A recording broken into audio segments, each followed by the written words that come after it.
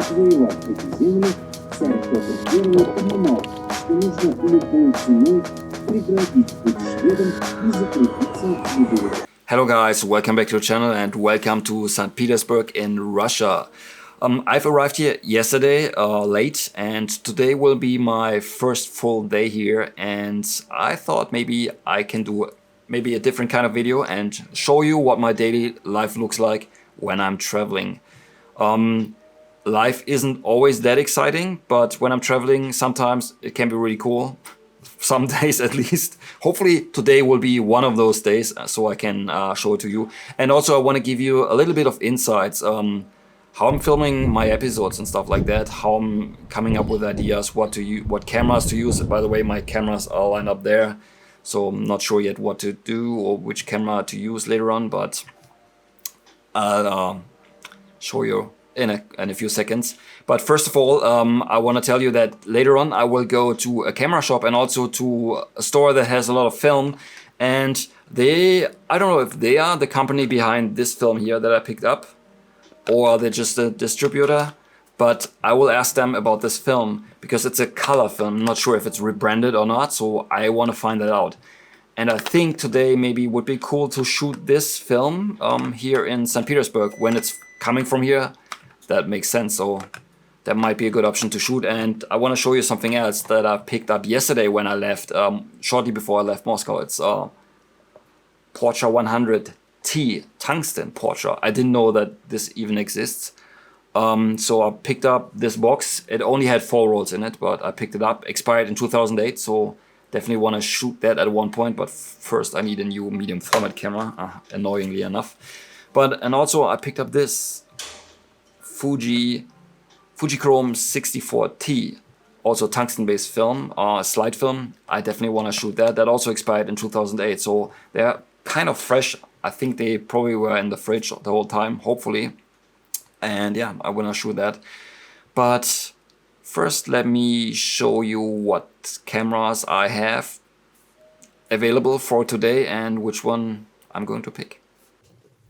All right, here are the cameras. I told you that I want to shoot film, so yeah, basically this one is out, the Q2 monochrome. Now the question is, should I shoot the M6 or the Hasselblad X-Pen?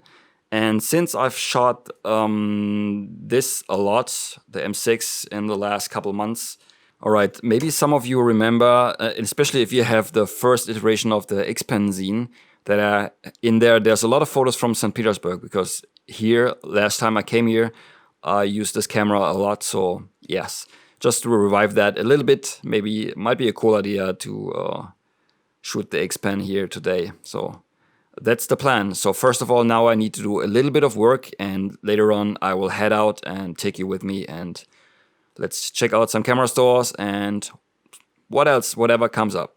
All right guys, I'm heading out now, and I will do a little bit of some errands, but just in case something cool comes up, I also brought my M6 loaded up with some Kodak Gold 200. Just in case, you never know, it's better to have a camera than not. So let's see what we can come up with today. This road I'm walking along right now is stretching out for a long time. And the thing is, it looks like this is west over here. So later on, the sun will be over there, so it would be perfect maybe for shooting. So might have some good lighting, and it's very busy, so this might be a spot to come to later on and to shoot. So yeah, this is part of scouting for locations for shooting episodes, because I don't want to go only to the touristy places. I want to also go to the places where the locals go primarily, and this seems to be one of those places. Because I remember when I came here last time, I haven't been here, so this might be interesting to shoot later on, but we'll see. What I like a lot about shooting in St. Petersburg is the fact that everything seems very spacious, and usually it's much easier to get a clean background in your photos compared to other places, for instance in Asia, where you have way less space to work with, and often there can be a lot of things getting in the frame that you would rather exclude from it. All right, everyone. I've arrived at the location where you can buy film and stuff. But first of all, look at that! Holy crap! This is such a beautiful place. So, and the shop is up there.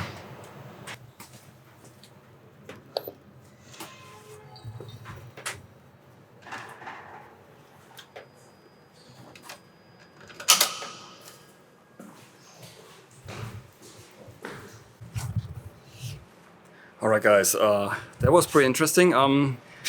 The lady in there, she wasn't very comfortable speaking English, so I did not really film that, but they had a small fridge with some film. I think most what they sell is pretty much online, I guess. And they are not Silveria itself, or if it's their brand, I'm not sure, so I did not really understand that. But I asked her specifically if their films, if they are rebranded, rebatched, some other film stocks, but no, it's their own films, so that's pretty exciting. And so that's why I picked up 2 rolls of Silvera 100 color film. And I'm going to shoot that with my future new, hopefully soon to be arrive, medium format camera. Alright guys, now I will go to a camera shop and see what kind of cameras they have, and maybe they also have some film stocks, and you get an idea. So just in case you want to know, one of these rolls was 800 rubles, which is roughly let's say it's roughly 9 euros or maybe $11 or something like that. So it's not super cheap, but if it's good, it's not too bad, to be honest. Alright guys, let's see the next location. And yeah, man, this city is awesome. I mean, if you haven't been here, you have to come here. Not just for street photography, but in general, especially in summer, even though it's too hot, but it's awesome. St. Petersburg has a lot of canals similar to Amsterdam or Venice, and that adds a lot to the atmosphere, and it's also great if you want to go for a boat ride. Alright guys, before I go to the camera shop, let me address one thing that comes up quite a lot, and that is people asking me, how is it possible, or how can you afford to travel that much? I think there's 2 factors to this. Number 1 is that I'm self-employed, so I can plan my time however I want. And secondly, traveling does not have to be expensive. If you choose your location wisely, and yeah, then I think then it doesn't have to be really expensive. Like I said, for instance, when I was in Mexico, I spent there 4 months, and in the end, it did not cost me more, or not a whole lot more than staying at home for 4 months. So I think in the end, that was totally worth it going there. For instance, now here in Russia, the flights are from Europe, they're not super expensive. Accommodations are fairly affordable, and the exchange rate to euro is pretty good. So in the end, it's also not very expensive.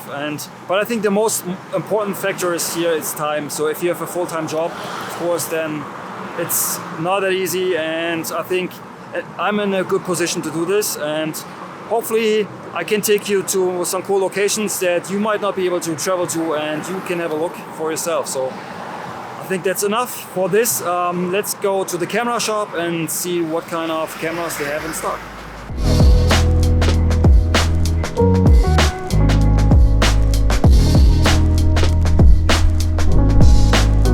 Alright guys, I have arrived. Behind me there is Photo Lobital. I think I've been here last time.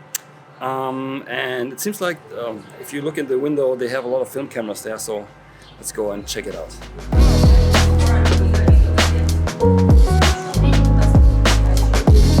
In the shop you find a bunch of Russian Leica 3 copies and other rangefinder cameras. Just to give you an idea about the prices, right now for $1 for instance, you get roughly 72 rubles.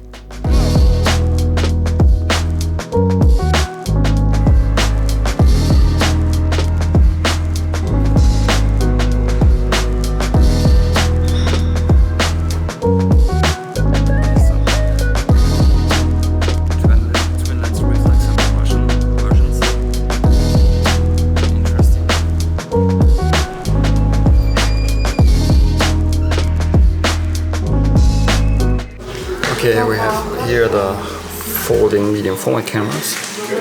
It's really cool. This one here is 17,500. I have no idea what it is actually. Maybe somebody can tell. There's some Russian model. This one is 20,000. So to give you an idea. What the heck is this? Like this I have no idea what that camera is, but it has two lenses, and they also had a second one that looked very similar. And here we have a lot of other rangefinders. It seems like they have mostly Russian models, which is pretty cool. We have here our Pentax. Oh, more folding cameras. This one for 3,500, 16,500. Not sure if it's working though.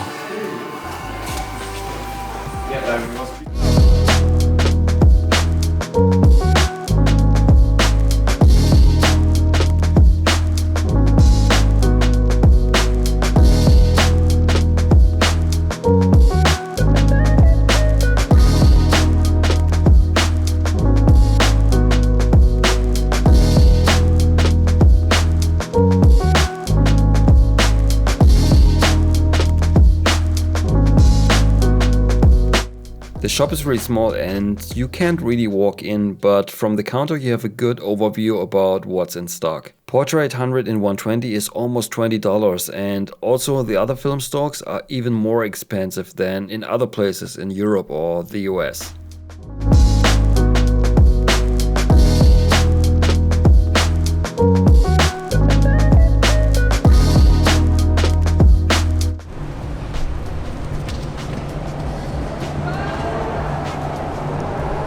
Alright guys, that was Photo Lobitel, this place here. It seems to be specialized in old Russian, especially rangefinder cameras, which is pretty cool, but it's something I have no idea about. But they have had some really good things, especially the folding medium format cameras look interesting. So if you're into that and you come to this town, definitely check out this place. And also, now you have a rough idea what film prices are in here. Alright.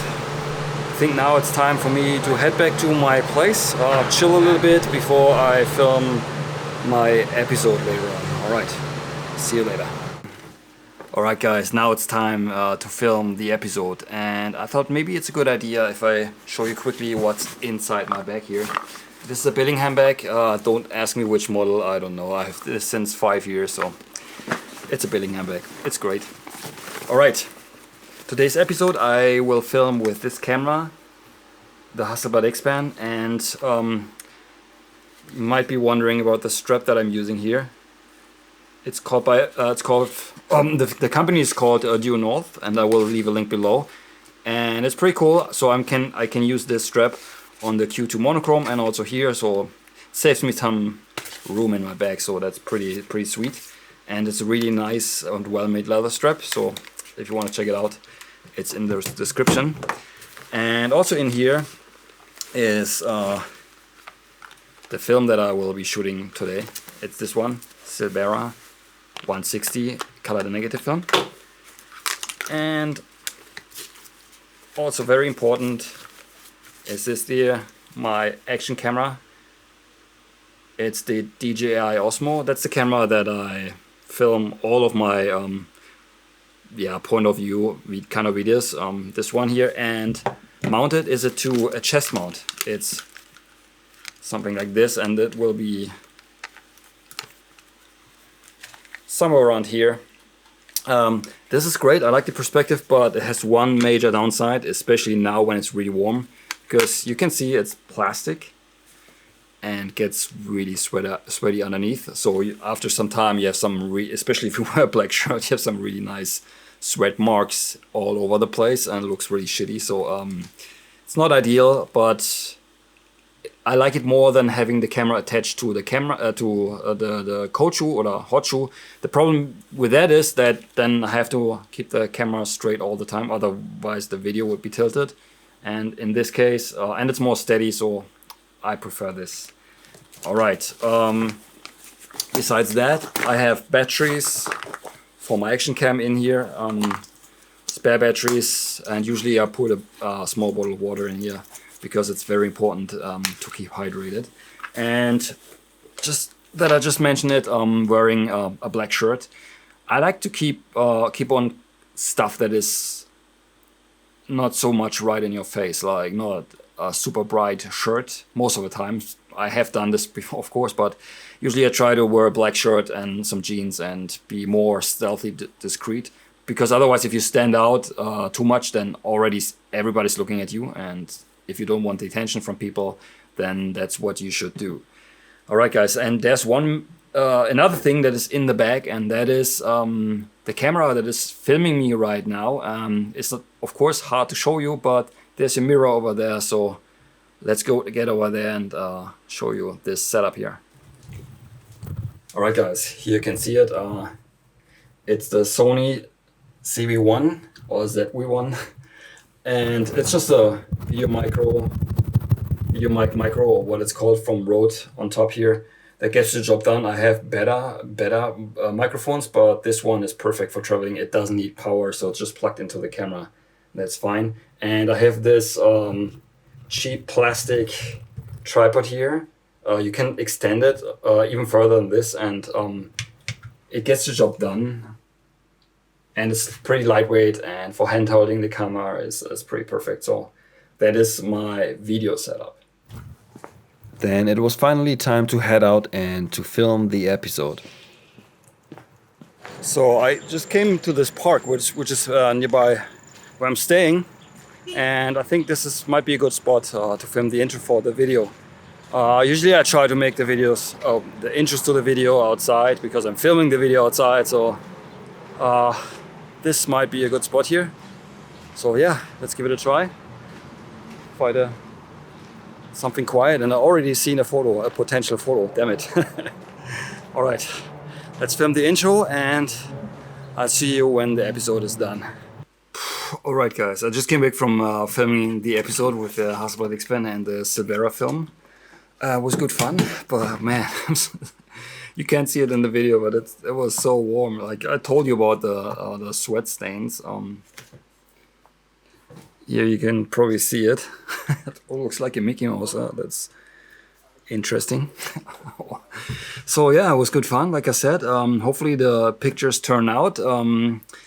And maybe here I give you a glimpse of the episode.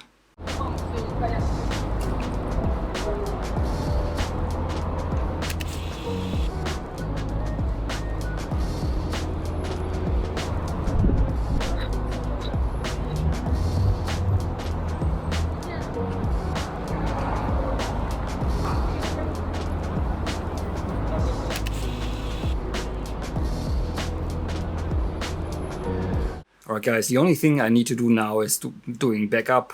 So the video files that I recorded, I will back them up, and I will charge the batteries, and that's pretty much it for the day.